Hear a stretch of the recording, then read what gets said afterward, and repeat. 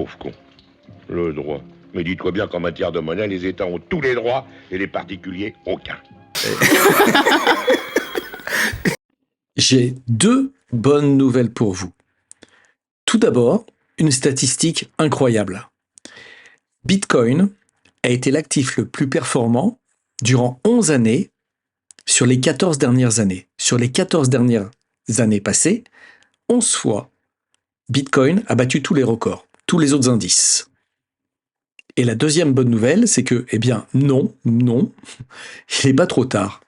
Bonjour, j'espère que vous allez bien. Alors aujourd'hui, nouvelle mini-série intitulée Ma part du gâteau, parce qu'il n'y a pas de raison qu'on n'en profite pas.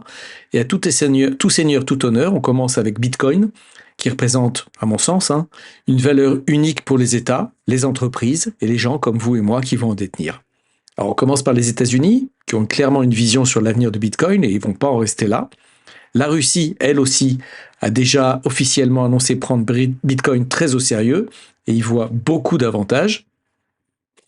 Les Émirats arabes unis aussi, sans surprise, mais aussi une partie de plus en plus importante de l'Amérique latine, parce qu'elle y voit une façon de sortir de sa dette chronique. L'Asie, Chine en tête, va suivre, avec Hong Kong comme laboratoire, puis l'Afrique, évidemment. Et l'Europe, elle légifère, elle se pose des questions, elle tente de contrôler un mouvement de fond global et générationnel qui va toucher toutes les économies de la planète.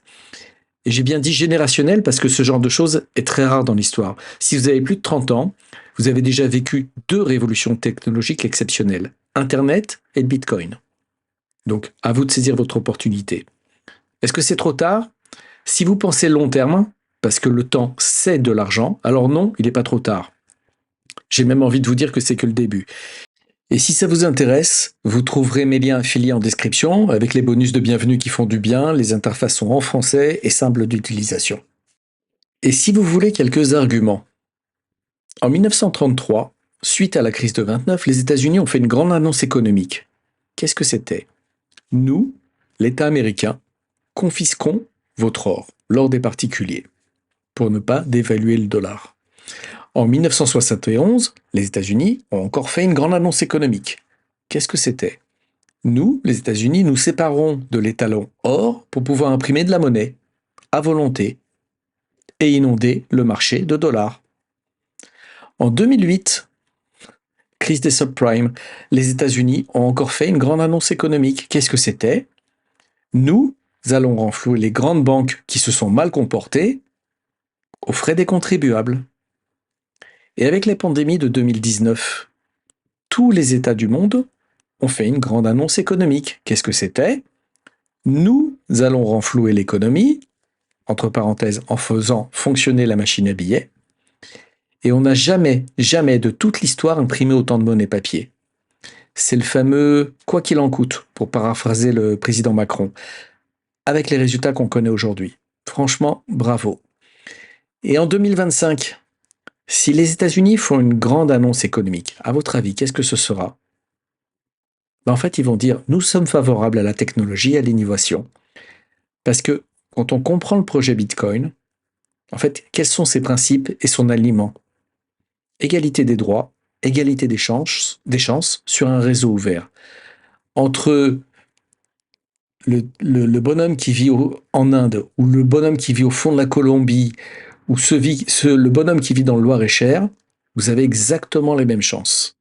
On parle d'un actif qui était déjà accessible aux gens il y a 15 ans. Et aujourd'hui, la majorité des détenteurs de Bitcoin sont des gens comme vous et moi. Les gouvernements n'en possèdent que 2, 3 ou 4% pour le moment. Donc, pour le moment, Bitcoin est encore détenu en grande majorité par des gens, des individus, un peu partout dans le monde. Et je vous donne un petit truc. Plus ça va mal dans un pays, plus les gens en achètent ou prévoient d'en acheter. Pourquoi? Parce que Bitcoin agit dans le meilleur intérêt du public. Il est favorable à l'industrie, à la croissance et donc à la richesse. Et puis, entre nous, est-ce que quelqu'un d'autre a un plan pour nous sortir de l'endettement? Bitcoin est l'actif le plus performant de l'histoire de l'humanité. Alors, penchez-vous dessus. Et les gens qui pensent qu'ils sont en retard sur le Bitcoin, je dis non. En fait, je ne comprends même pas cela. C'est ce que je pense en tout cas. Parce qu'ils sont en retard par rapport à qui? À quoi? Vous vous dites que c'est trop cher, que vous êtes passé à côté il y a 15 ans ou 10 ans? Et soyez sérieux. S'il y a 10 ans, je vous en avais parlé, est-ce que vous auriez pris ça au sérieux? Et ce que je pense, en fait, c'est que la pire des choses qu'on puisse faire, c'est de ne rien faire, attendre. En fait, je pense qu'on doit tous en acheter. C'est ce que je conseille en tout cas à mes proches et à mon entourage. Et vous savez quoi? La plupart d'entre eux n'ont absolument rien fait.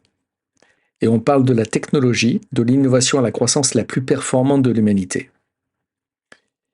Et pour conclure, comme à mon habitude, je vous souhaite une bonne journée. Protégez-vous, aimez votre famille et que Dieu vous bénisse. À bientôt.